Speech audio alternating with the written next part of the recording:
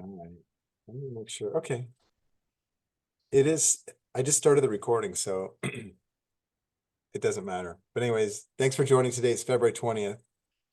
And we're going to talk about a couple of things. One's new, but I want to share something interesting because of the news with the new administration in the United States. It looks pretty cool for something we're already doing.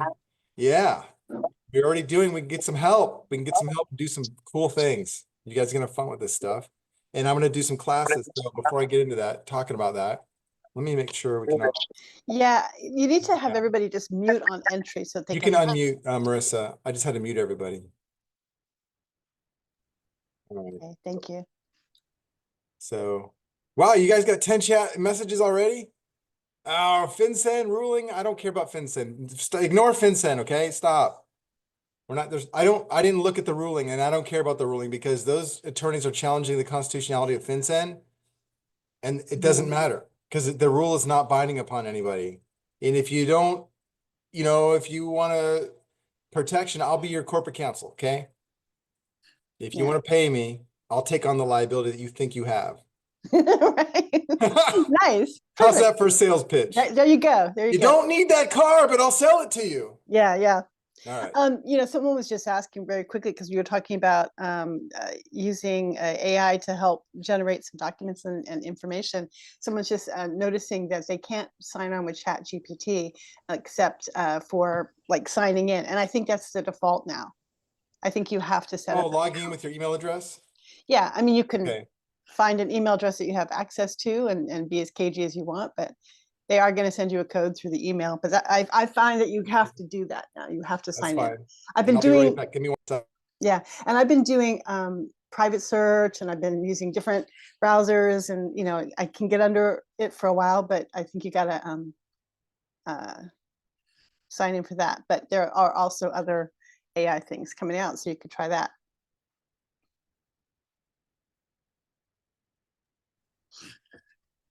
And also do the settings, check out the settings. Yeah, that's a good idea. And sometimes the Chat GPT says, you had enough prompts.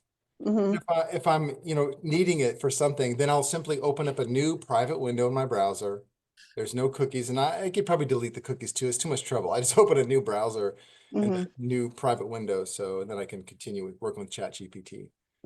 There are better AI applications. And really, I mean, what are you liking? What are the other ones you're liking? Okay, I don't know yet because I can't distinguish between the two, but I'm hearing all these different things like DeepSeek and all these other things. And I don't yet know what to choose.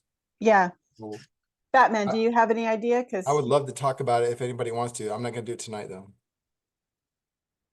Okay.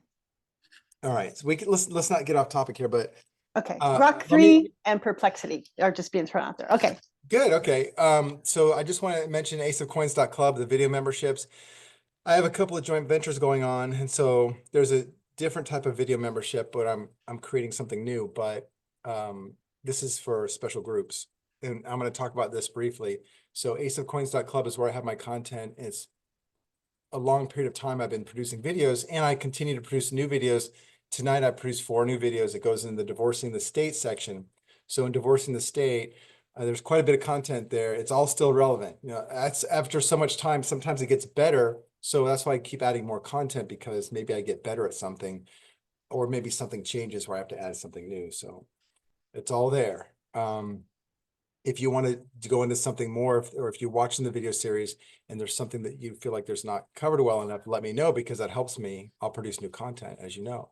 So aceofcoins.com is the other site where you can, schedule time with me. I provide consulting. I'm not selling companies. So if you want a company, I'm not the one to sell you a company. I just provide it as part of the consulting program. If you come to me with a company that meets the criteria that we need, we can use it. Or if you want to go off and do your own. So anyways, aceofcoins.com is that. And so I want to get in this evening about, before we get into the False Claims Act, okay, and the news cycle, I want to mention that, so there's many services that you're finding, if you look around, claiming to use artificial intelligence for things. And so the FTC was warning people, watch out for this. They're warning companies, don't use AI to promote your product unless you actually have bona fide AI integrated into what you're doing. So be careful because some companies don't understand that that's actually needed. So they're still, they're still using the AI concept to make it look like their product is better.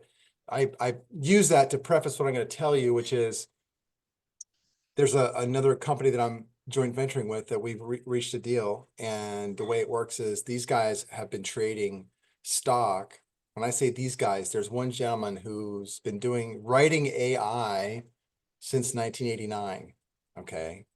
I remember in the 90s, AI existed. I was with the geeks in the 90s. You're a geek then, yes. Yes. And I worked at IBM with the geeks that were talking about AI.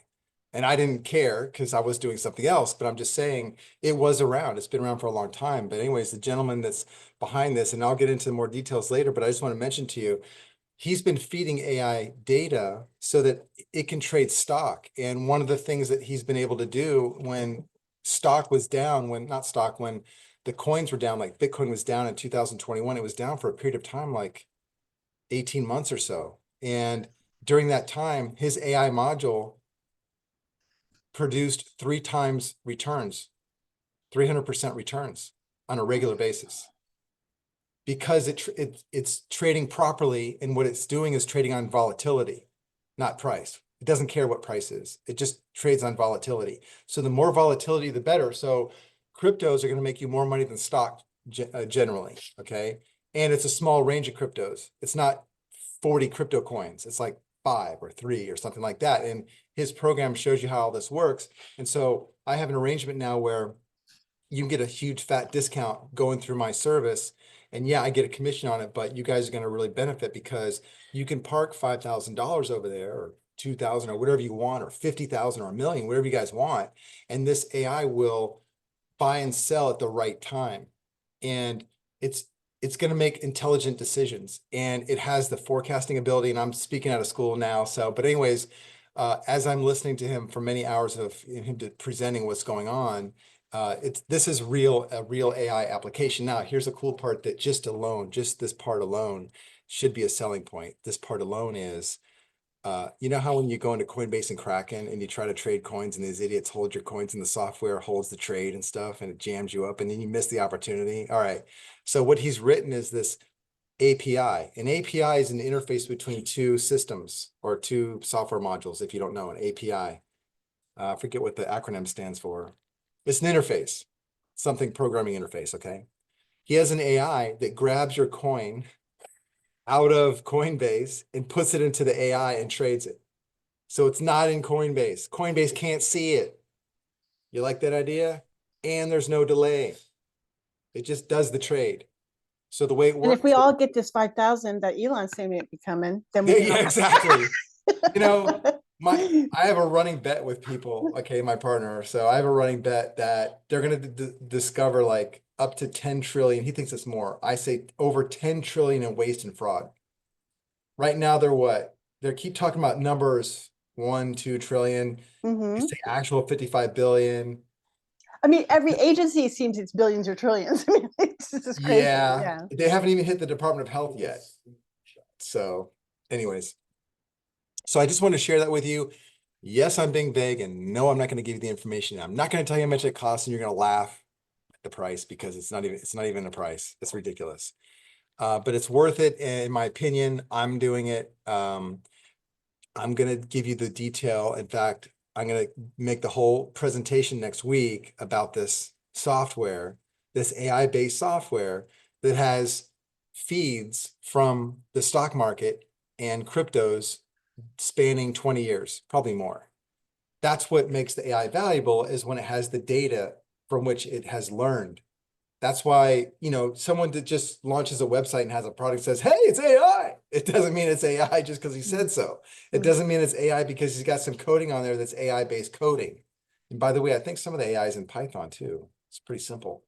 But AI needs data. And when it has enough data, it can operate in the way it's intended. So there's very few, if not, well, let's say very few organizations or people that have the data that the AI is working from that gives you the benefits from the AI. So just keep that in mind. Okay. So when I'm going to present this next week, I'm going to talk about this, and hopefully we'll get to talk to the developer of the software, and he can explain why it works. Again, this guy's been around since '89 writing AI code for Microsoft, among other things. Very interesting.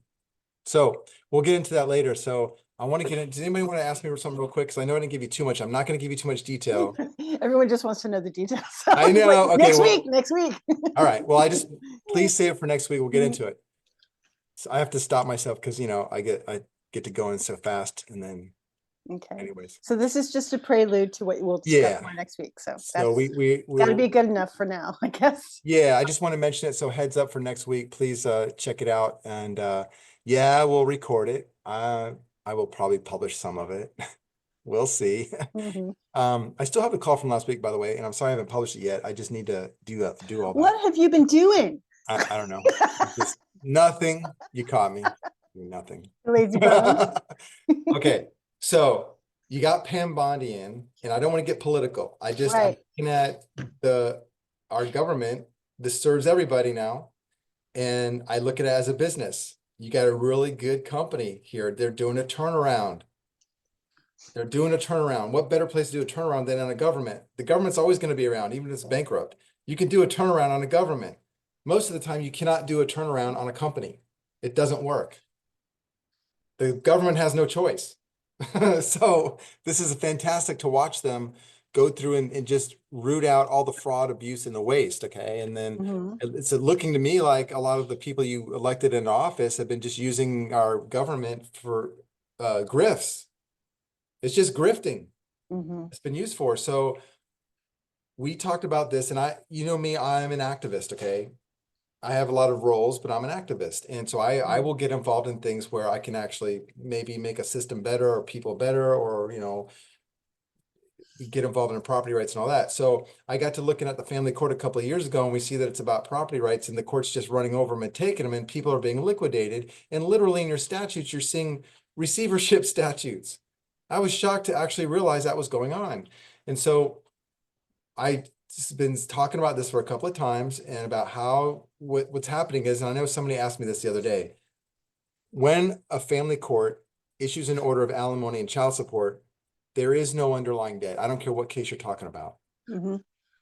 because a petition for the dissolution of marriage or the declaration of it is not a debt collection. And so what's happening is, in that petition for declaratory relief, they're conducting a debt collection without underlying debt. That's always happening. And so the judge thinks it's okay to identify a particular standard by which he's going to create a debt obligation for one of the parties. Typically, it's the one who makes all the money, most of the money for the household. Usually it's the man, the husband. And the stereotypical example, it's going to be 80% of the time the wife is filing for divorce. Okay. And so she's being rewarded. So what's happening is, the court is going along with this and liquidating the family, really, is what they're doing. They're pillaging the marital community in the name of what? Equity. In the best interest of the children or something, when there's Mhm. no duty. Okay. They're just liquidating you. So Right. it's a false claim. The alimony, there's no jurisdiction for it because it's outside the pleading. It's not part of the case. The petitioner was only asking for the declaration of the dissolution of a marriage. That's declaratory relief. That's where it ends. He wasn't seeking, or she wasn't seeking, a debt collection. Okay. There wasn't a debt obligation alleged. There wasn't evidence of a debt obligation. It's not a debt collection proceeding. It's not a creditor-debtor relationship. Okay. In fact, a divorce proceeding isn't even a plaintiff-defendant relationship. It's not even adversarial. Yeah. You're using the custodial aspect, the public records custodianship aspect of your court system, or the county records. You're going to the judge so he can memorialize documents, so you can put them in the county records so you can go on with your life. It's not about getting liquidated, but they're taking advantage of that and they're liquidating you. Mhm. So to get to the order of paying child support, the order of custody, by the way, the order of custody is no different from on an accounting perspective than an order to pay money, Mhm. because it has to do with property rights. Mhm. We can put that on a ledger. Mhm. And Uh, order to sell the home. all that stuff. Okay. Alimony, child support, child Mhm. custody, and then liquidation of your property, right? Yes. Yes. Selling your property for cash and then splitting it. Mhm. What obligation After was the there lawyers to get do their that? part. Yeah, there was no obligation to do that. Where did that come from? Like Mhm. one attorney, she said to me, my client, she said, well, there's no postnuptial agreement that precludes you from being required to liquidate your house. Think about that for a second. I need that? Think about that for a second. Yeah. So then I said, oh, well, then there's no postnuptial agreement saying that I agreed to I liquidate have my house if to, my wife left. because there's just no postnuptial agreement. So Okay. let's use your argument for both sides, Yeah. So it's insanity. So people ask me, well, John, how's that a false claim? Well, if the judge says you must pay this debt, but there's no underlying obligation to pay, he's just making stuff up. So his order is void. Mm-hmm. Now it becomes public record, right? So on its Mm-hmm. face, it looks like a valid order. You have to accept it at face value. It's from a trial court judge. Accept it at Mm-hmm. face value. But there Mm-hmm. was no jurisdiction for it, so it's reversible and it's void. Mm-hmm. However, it's not the duty of the state, I have to say, to investigate every proceeding. However, there's a tacit participation. Mm-hmm. The state is tacitly participating in these false statements, these false records. It's a false, your divorce judgment is an accounting record. That's how the state looks at it. The state sees a case file as a ledger, and it takes those records in batch form and it applies to the federal government. Now, I'm not sure if it's done quarterly or how it's done. I don't know how it works, but there's some federal funding that's available, okay?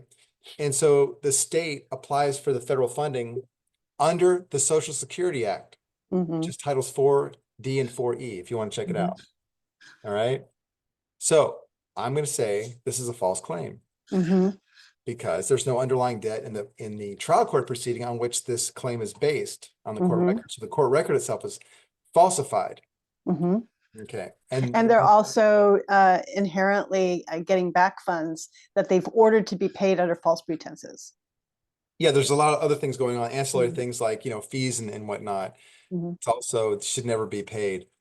And there's no authority for the whole thing. But anyways, Yeah. I mean, you have a different cause of action, but what I'm saying is the low hanging fruit, if you will, is going to be your False Claims Act. Well, the False Claims Act thing, I'll just say this again. So the False Claims Act is a federal law.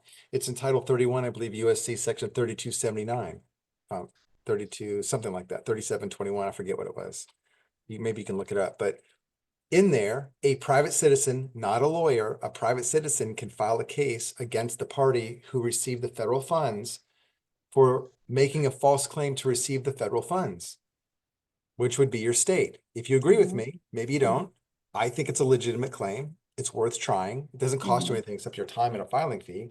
Mhm. File your case. Now, in the procedure, you'll see, if you look at the statute, the procedure requires that you write the case file and you file it in the name of the United States of America. So you can represent the United States of America. Do you think that we have an administration that would be thankful that you did this? I think we have a very interesting window of opportunity. I think we have people in government right now, We're looking for this. Coach, they would look at that and say, holy cow, there's Mhm. hundreds of billions of dollars that we missed. And it would Hundreds be of very billions. interesting as it might spin in the news cycle, because it's not Elon Musk and all the stuff they're trying to say about him. It's literally citizens saying, hey, look at the Yes. fraud I uncovered. Yes. It's Now, a very lot of you may interesting. be thinking, holy cow, that sounds great, John, but federal court? Yeah. False Claims Act, federal Mhm. law, the United States? Woo, I don't know. Well, that's why I want to give the class. I want Right. to show you how to get it launched. Here's why. This is the cool part. You have to serve notice. You have to serve process on Pam Bondi. She used to be the Attorney General for the state of Florida. Now she's the U.S. Attorney. Mhm. She's the top law enforcement person, right? Mhm. So it's her duty to at least look at the case under the statute. She can at least look at it and she can choose whether or not she's going to step in and take over the case. All you need to do Mhm. is launch it. Mhm. You just need to get a case number, get it served, and notify her. Maybe she'll take it over. Maybe she won't. If she won't, Mhm. that's fine. We can work together. I know how to do the whole case. Mhm. Moko knows how to do the case. Ray does. Ray's got experience, right? Yeah, you From know the what else, inside. John? You know what this From also the inside. What? this also applies to, I don't know if you're keeping up what's going on with the school boards. Oh, it's bigger than Enron. Oh, is And there's it? yeah, Okay. there's lawsuits and everything. The school boards are money laundering too and creating bonds, using teachers' pensions as collateral and basically cooking the books. And there's a bunch of federal lawsuits. It's all started getting unraveled in Texas. But I Okay. went to the school board meeting, and I Okay. told the Comptroller General financials audits, and went straight to the chair and I said, I want to see your budget. So Yeah, what's going on is they found out it's going on in every state. So that would be a false claims act too, because it see, is. You're right. So that's what I'm it's, getting to. My point is family yeah, court is one thing, but any Mhm. federal money is getting paid out. That's a mhm. potential defendant that you can sue. You Mhm. privately, like Ray's saying, sue your school board, sue your county, sue your county. Mhm. They're Because the getting school federal board is money. 70% of your property tax, and Mhm. it's causing equity stripping, and people are going foreclosure You need from to go after manipulation. the everything in your state government is getting federal funding. You need to use Everything. false claims. Yeah. Well, I'm Yeah, going to yeah. teach you guys how to do this That's why now. they're so riled up. Yeah, so this is exciting. I would Karen's got a question. Hang on one second. So what I would like to do is have a class, and I'm just thinking extemporaneously. I'm thinking Florida time, 11 a.m. on Saturday.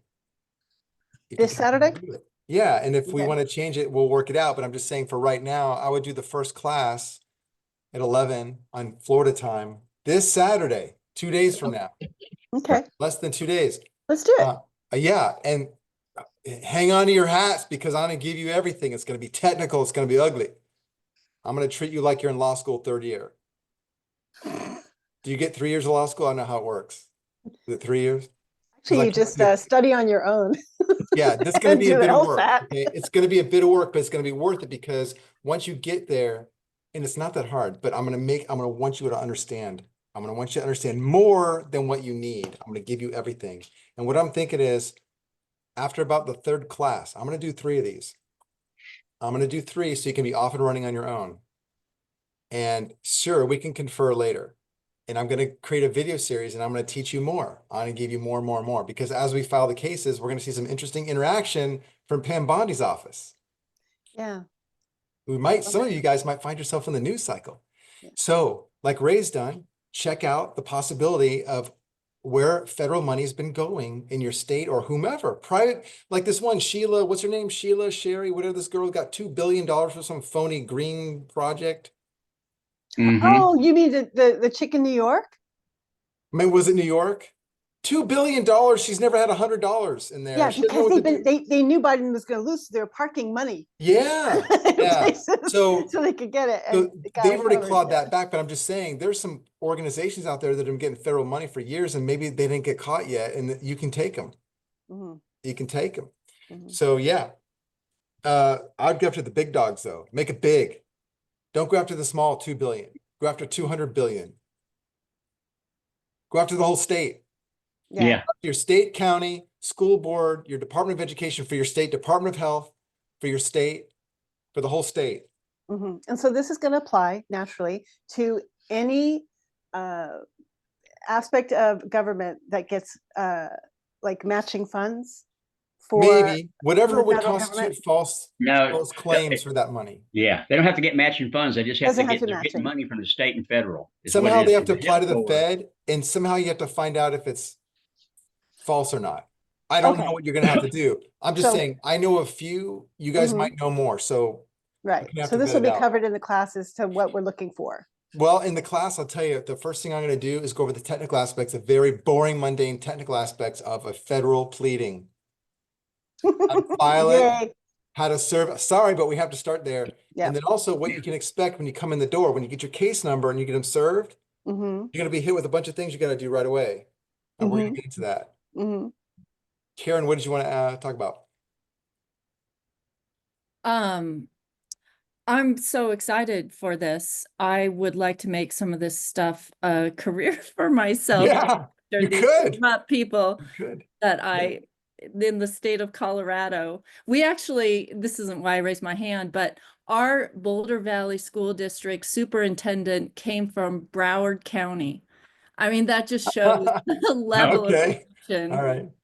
But anyway, I raised my hand because somebody in the Telegram group posted a video on the False Claims Act. And in that video, which was by a lawyer, the lawyer said you can't file it pro se. And I asked GTP, And it said that there is some case precedent for needing to file with counsel. And I just wanted to bring that up. The strict I'm sure you liability have of a the solution. statute does not require it. Say that again? If you look at the strict liability of the statute, doesn't require it. And you can make the argument. You can make the argument that's not required. You can proceed. Okay. And so we should just try it. And also, Yeah. there's the quitam element, which is that's when the Yeah, DOJ exactly. steps in. That's So the definition of probably quitam. why it does. Exactly. That's the And- definition. And of it's quitam. mainly because it's corporation. You're suing on behalf of a corporation. The corporations always have, I mean, that's, don't you think, John, really underlying? They're saying that the federal. Well, it's a quitam action. You have permission. Yeah. You have a private right of action in your personal individual capacity, and no, you don't need a lawyer for that. And in Right. fact, the argument could be made that there are no competent attorneys to do it, nor are there any willing attorneys to do it, even those who are competent. But the DOJ partners with you. And the DOJ, So. also the argument can be made that you're initiating this for the DOJ. Mhm. So, and anyways, And the They can't person that stop you. files the complaint's kept private too. Did you know Yeah. that? Just talking Yeah. about, you're not even revealed. yeah. till So, the end. yeah, I mean, it's good to consider, and these lawyers try to hijack everything, so you can't do anything, so you can't access the court. This is what they're really doing. That's the whole point of the bar, to prevent you from accessing the law. If you can't access the law, like the other day, somebody was telling me, the judge told me I couldn't object anymore. Right? Okay, all right. So people hear that and they're like, oh, that's not fair. But let me give you the language for it. So then you object. And you say, I object to your order saying I can't object to what you say and what happens in this proceeding, because that denies me equal access to the court. Right. Chew on that one. Mm-hmm. On the record, Exactly. court reporters See recording. how he won't do it again. He The won't do judge it won't bring it up again. You tell him that you're denying me equal access to the court. Mhm. I think I've- that's the very hearing where the judge You is don't- not able to make an order after the hearing. Yeah. You tell that judge, you don't own the law. Your association doesn't own the law. Mhm, Nobody owns the law, just like you don't own Tuesday. mhm. And I have equal access to the law, and you can't get in my way. You don't have a lien or a right over the law more than I. Mhm. So we have equal access to the law. Why? Because in this society, in this modern society, in the 21st century, we have access to justice. Because a whole lot of people died so that we can have that. You can't tell me I don't get it. Mhm. That's the kind of thing you say to them, then they shut up. Or even the appearance of justice. Well, okay. But, the thing is, that's the disease of the court. They say, well, Right, we have to right. give the appearance of it, which is Yeah. what they do. Yeah. But that's funny. I mean, if you read that order that I got to the other day, I mean, the judge just ignored my emotions, ignored their opposition, and issued his own order that was consistent with what I asked him to do.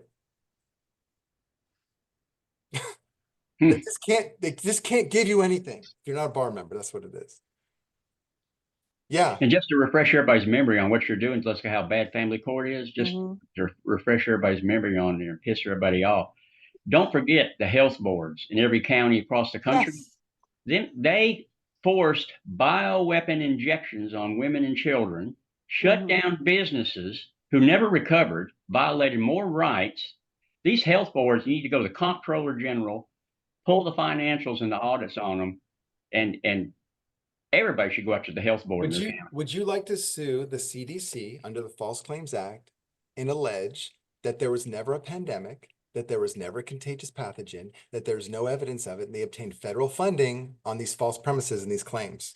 Would you like to do that and bring the house We need down? to do that because Kennedy's already burning their ass You need up. to do that because now we have Kennedy in the Department of Health, and don't you think he's going to help everybody out? He's going to do Yes. it.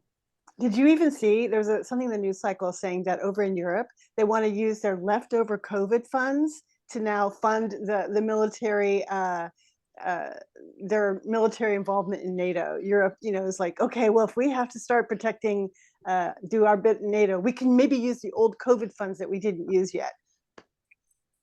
Yeah, that shows you fund right the military. That shows you how much it is. Yeah. Mm. That's Yeah. what I thought. Yeah, disaster fraud is another aspect. So there's a lot of things going on with federal money, and you're in a perfect environment right now, like never before in history. Never before has this been perfect timing. And now's your chance. You have it Mhm. here. Mhm. And I'm going to say, let's say the next 2 years, not 4. I would say 2 years to Mm. get something underway. Yeah, and maybe there's even something that we can do about like the AI stuff that's coming down the pike. You know, maybe there's a way. I don't know how that would work exactly, but that might be DoD stuff. But you know, just the uh, the takeover, like implementing mass surveillance and things of that nature. Maybe there's something that could work in there too Well, to you know, try and there's roll it something you back a can little. do if you want to have some fun. All right. I don't know if anybody here wants to have any fun, but if you did want to have some fun, we Maybe. can use technology to create databases on the internet, just like Mhm. Intellius does. And we can do counter surveillance on everyone who's conducting surveillance on us. For example, all the board members of your county, all the big wigs at Google, Mhm. anybody's name you can get, all your lawyers, every lawyer, you guys should be getting all his data and publishing it. If you can get it, you can publish it. Mhm. It's not private. Okay, little side note, but it's just very interesting. I don't know if you've been following the Blake Lively and what's his face? No, I haven't seen that. Okay, I'm kind of addicted to it. Okay, Okay. and and I think his name is Jason. I'm sorry, you know the dude. His lawyer has put up a website which has uh, their answer to the complaint and all of their evidence. Oh, So okay. it's very interesting what you're saying about make a website and publish stuff. We It's could public record publish, anyways. yeah, yeah, But if but you can publish get it. it, that means it's gettable. Yeah, You can but like, publish thank you, Justin Baldoni. I couldn't remember. it. Yes. So, but I mean, like publishing it, like even outside of the court records, because the clerks of court are just straight up, I don't know, interference. They're interfering a lot, right? The clerks of court, and Yeah. everything being contained now in their automated electronic filing stuff is controlling access. Like you can't always get the documents, you can't see things, you can't get in. They're denying access because of their administrative controls. So it's interesting to take these cases outside of the parameters of, say, Pacer or This whatever is the why we state can use thing. the internet for Yeah. recording easements. Yes. Just put it up. But then also it's still, the rule is still the same. When you deliver something to an officer of the court, it's filed. Mm-hmm. So then if the custodian doesn't do it, then you have falsification of county records.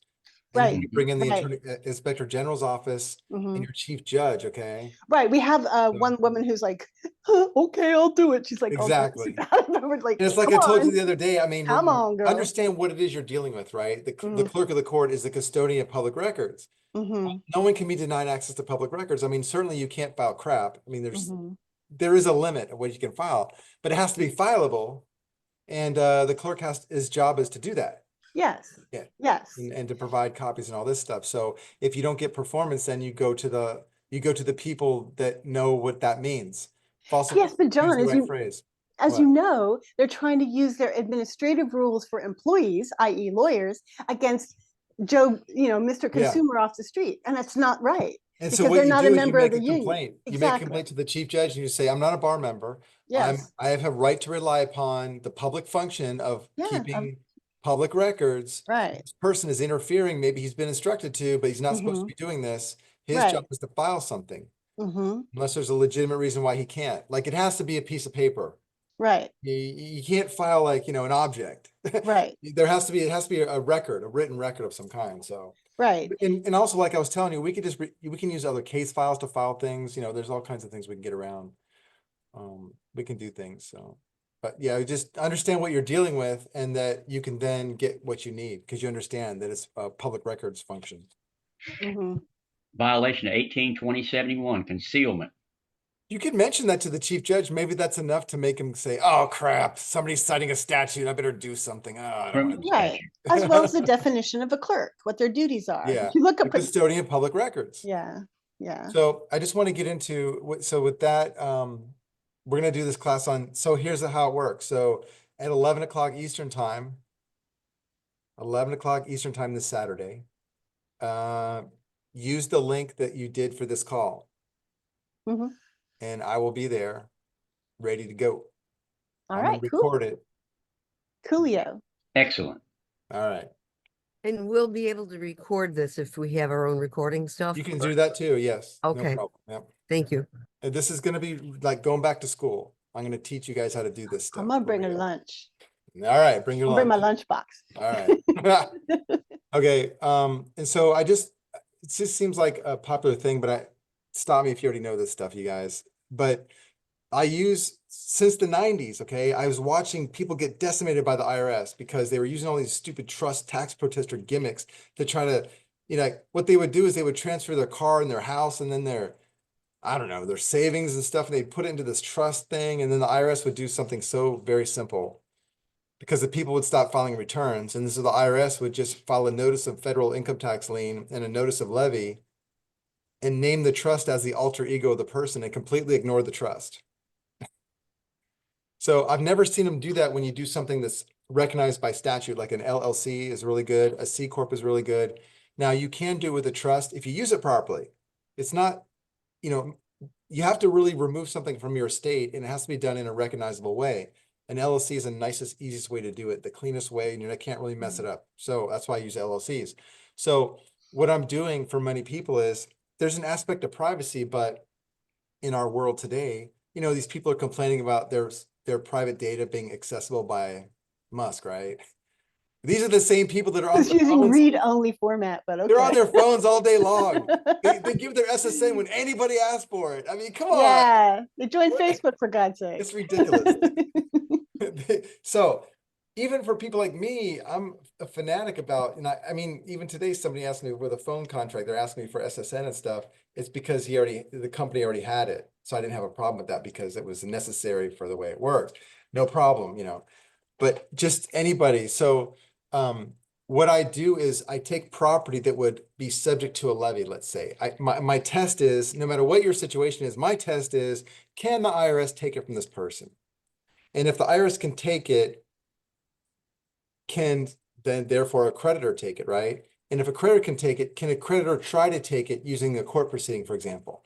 So if a creditor can try to take it, or if he thinks he can try to take it in a court proceeding, it's going to cost my client a lot of money, possibly in attorney fees to defend it. Even if he's right, he's still going to, it's going to cost him a lot of money. So Right, you yeah. win there. So my thinking is, my first rule for a client is I'm going to set up a structure, and most of the time I use an LLC, sometimes I don't, in such a way that he can ignore a claim made in court against the property he cares about. Property meaning income from a business, crypto assets, right? Gold stored in a vault, things of that nature. All right. So this is what I look at is avoiding the cost of litigation. If I can do that under the standard of 26 USC 6331, those are the two rules I follow. You guys talk to me. That's what I'm thinking in my head. You're telling me your story. I'm thinking this in my head. Can I make it that way? Can I make it that way? Can I make it so that if someone sues him and seeks discovery and he answers the questions truthfully, can they get anything from him? This is how I'm organizing everything. So one example of that is if I have cash in a bank account and I owe people and they get a judgment against me, they can levy that bank account because I have the right to spend the money. If I put the money into a limited liability company account and I just move it all over there, let's say it's at $10,000, okay? And it was in my name, now it's in the LLC's name, right? And I'm the owner of the LLC. If someone wants to levy me for a debt that's unrelated to the $10,000, he can still do that because I'm the 100% owner. There's no other innocent party that has an interest in the money. But if I add my brother on there, my brother's not a party to any liability that I would have, right? And I get sued and all this stuff. The creditor, if he wants, can do discovery and I can tell him that I have an interest in the company. And I can even tell him what percentage it is.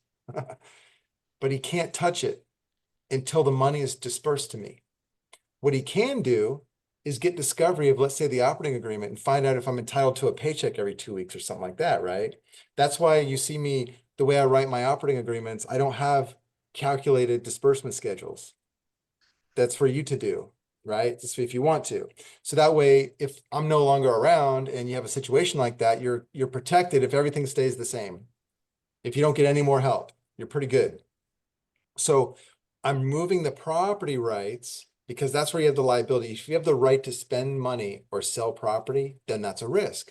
So I remove that from your estate. meaning I remove it from your personal individual ability to sell or spend. So it's out of your estate. That means it's out of your will. So if you have a will, we make sure that you don't describe the property I just removed out of your estate in the will. Because if you do, then you bring it back into your estate and it's been defeated, right? So this is vastly different than people that try to use foreign jurisdictions, like they go into the Seychelles Islands and the Netherlands and wherever, and they try to set up these foreign trusts and Panamanian trusts and all this stuff. And what it comes down to is their risk. Maybe they solve the risk of debt collections, for example. But what they don't solve is the issue of the rules of civil procedure, where a judge can order you to repatriate the funds or give access or else go to jail. That can happen. So your biggest risk in, let's call it asset protection, where you're not understanding where the liability is, where the expense, where the costs are, is the rules of civil procedure. It's not in statutes. It's in the rules where someone's going to use the court to try to attach your property, right? So everything I'm doing is with these considerations, and I try to keep it simple. I mean, it's really kind of simple. Avoid cost of litigation, and do I have the right to spend or sell as far as they're concerned? I always do, but they don't know that. Or they know it, but they can't convince the judge that that's true. Because the judge is going to look at that and say, here's an example. Let's say I have my brother and I, we have a $10,000 in an LLC, and then a debt collector suing me for $10,000, and he does discovery, and I have to testify under oath that my brother and I own this company, and yeah, I have a 50% interest, let's just say.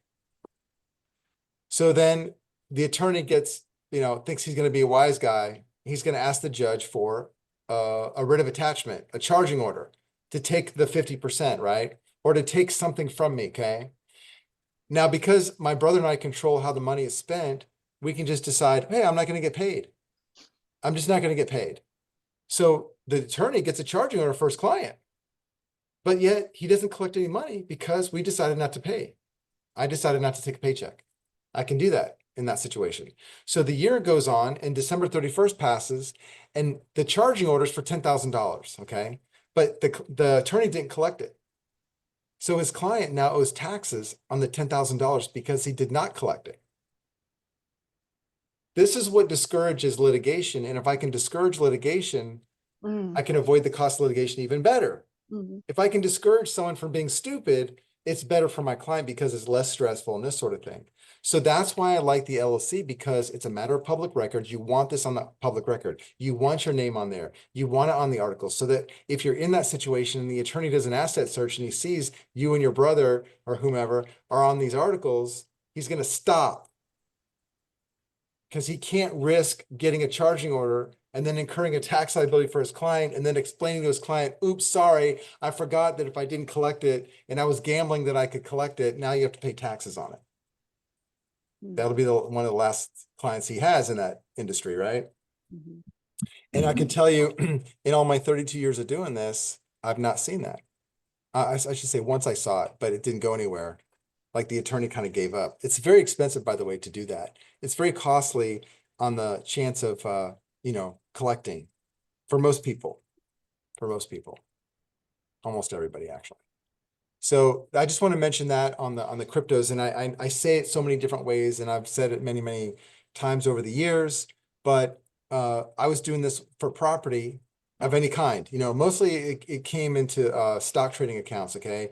And then when the cryptos came in 2009, it wasn't until maybe 2011 or 14, somewhere in there, where I started taking on a lot of clients that were in the cryptos in a big way, and I was restructuring them, and then they brought in the crypto exchanges on a more regular basis, and then we were able to start doing some more planning, incorporating cryptographic currency as the property, and we were protecting it in the same way that I had done back in the 90s with the stock and real estate and income sources.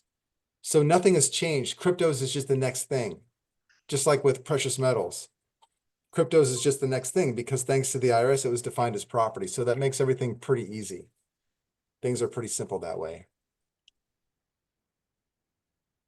All right, so that's enough talking, I suppose. I didn't want to go too far into too many things, but Saturday is the 11. We're going to do that class, and it'll be the introduction. We're going to get into the rules of civil procedure, the federal rules of civil procedure and pleading practice. Very good. This is the kind of thing that if you're an adult and you're using money, you need to know these things. You just really should understand what's going on around you. It's just like recently I saw in the news, they're talking about the pleading elements of an application for an injunctive relief. Okay. When these tards are trying to sue the president to stop him from doing his job. And they're even saying in the news that the federal judge is saying that you didn't plead or satisfy me with the allegation of imminent harm. You Right. didn't just I make heard enough- that. I was like, Yeah. what? Cool. Yeah, people should like listen into this and go, Mhm, whoa, that's an element of an injunction? Because that's what they're asking for. That's the level it has to be at. Yeah. Yeah, you have to allege and then have supporting facts for imminent harm. How are you going to suffer imminent harm if there's an audit? And What that was a harm is that? that was a very corrupt judge that did that. Of course, we know, and that's why I think that other judge figured I'm just going to step in line and do the right thing. She's not going to get that bad press, you know. They really don't like that sort of bad press, even though they're really, some of them are really tards. They don't care sometimes. But yeah, for the most part, judge doesn't want to have bad press because, you know, lawyers that have been around for a while, they want to become judges, and judges that have been around for a while, they want to become district court judges. Why? Because district court judges, they have beautiful, wonderful compensation plans, packages, benefits that are inheritable. Mhm. If the judge dies first, his or her spouse gets to inherit his 100% income. Yeah. Among other things. And it goes from there. I mean, you know, and you see what happened. This federal judge thought he could do a one-up on the president of the United States. Like his injunction is going to apply to the entire United States. Can't work that way because they were appointed by the judge. You know, they're appointed by the president. You know, what's interesting is the federal judges, I think there's like 300 of them. There's 12 districts or 10 districts. They're appointed by the president. Once that appointment is memorialized, the only way you can remove him is through Congress and under only certain conditions. It's very interesting. So your checks and balances. I saw a little something where they're trying to change that. That's one of the things that they want to try Well, to change. Interesting. It's a pretty good system. I mean, it's No, I know, but I just saw that yeah. change that. It's kind of this is what it looks like when you're trying to have a sustainable government. Sustainable meaning it'll last a long time without having, I mean, you have a government that'll last a long time, Right. but not without Right. civil wars on a regular basis. What we want to do is avoid civil wars on a regular basis. I think. I don't know. Sometimes it seems like easier. We just go out in the middle of the street and fight. Whoever's left standing wins, you know. John, But about how much time should we block out for Saturday? I probably don't want to go over an hour. You can probably Okay. get me to go over an hour because I'm a geek. I might, but I'm thinking Have fun. I'll give you the good stuff for the first hour. We're going to do Q&A, of course. It's going to be a classroom. I'm going to teach you guys. I want you to know what I know, and I'm going to show you how to use AI too. I'll show you what I do. Yeah. Imagine if most of us knew how to do this stuff. We really should.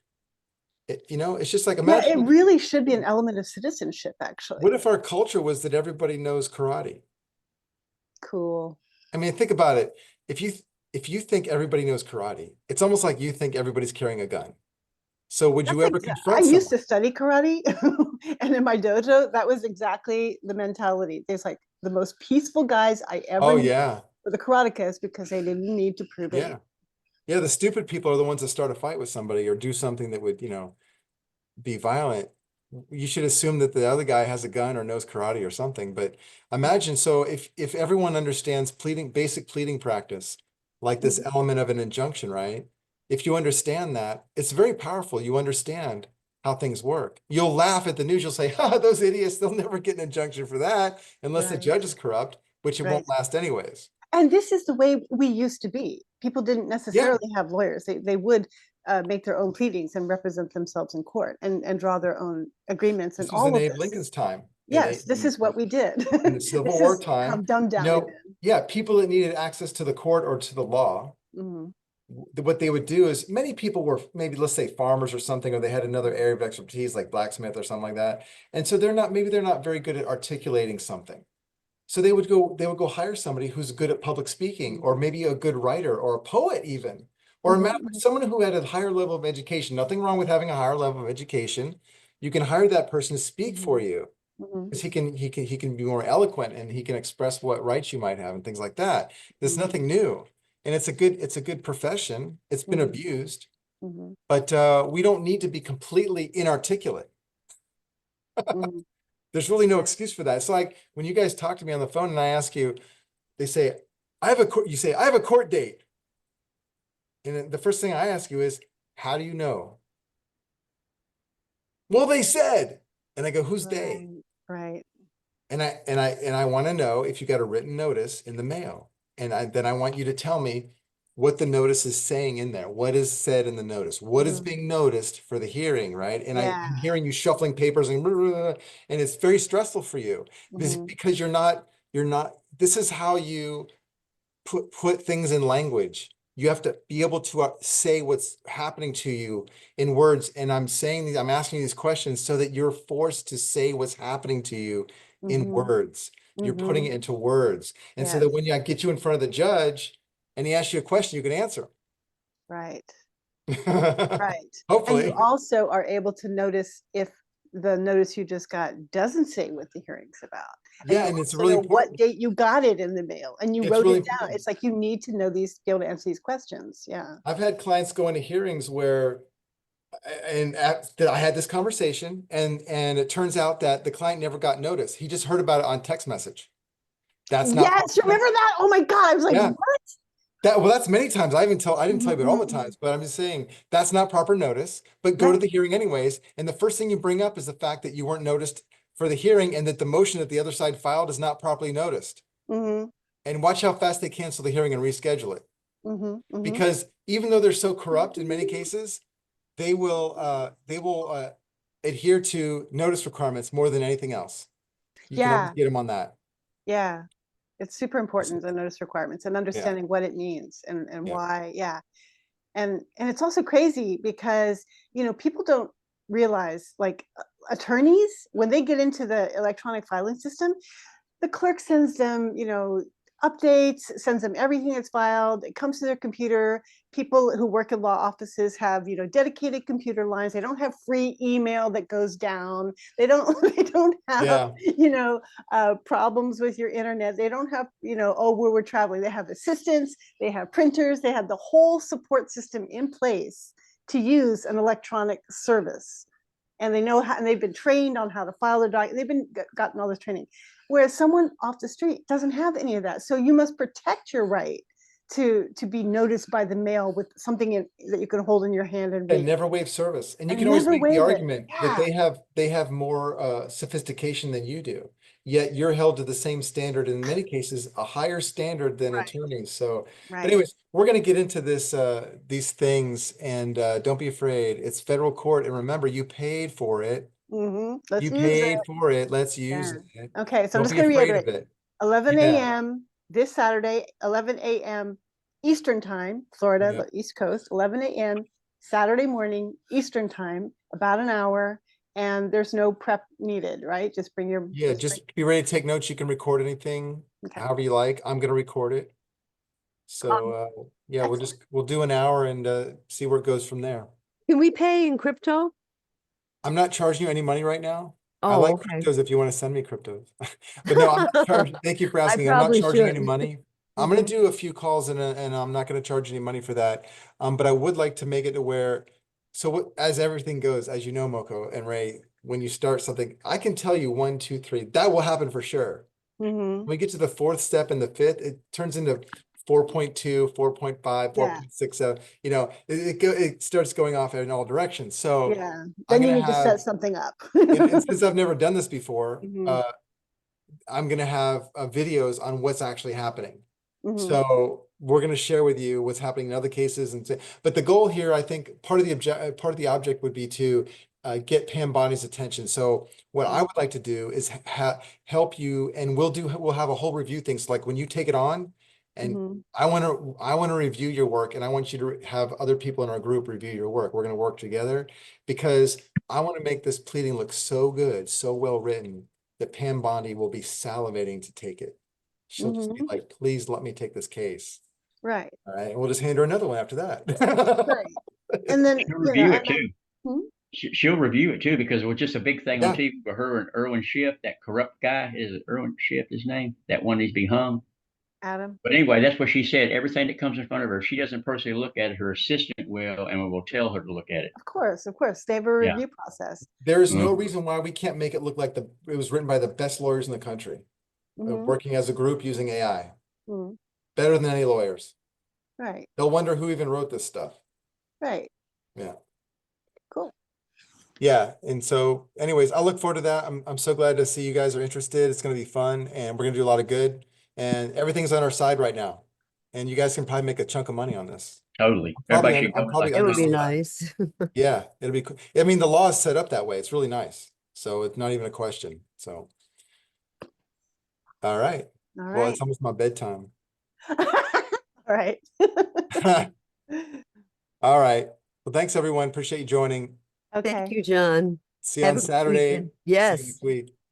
Bye. All All right. Night. Bye. Bye.